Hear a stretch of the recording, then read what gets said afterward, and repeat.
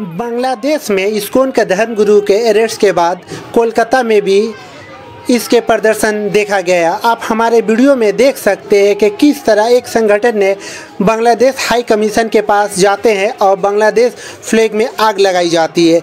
इसी दौरान आप देख सकते हैं कि प्रदर्शनकारियों और पुलिस के बीच झड़प का भी कई मामला देखा गया। मैं सादिक मुश्ताक और आप देख रहे हैं CBB।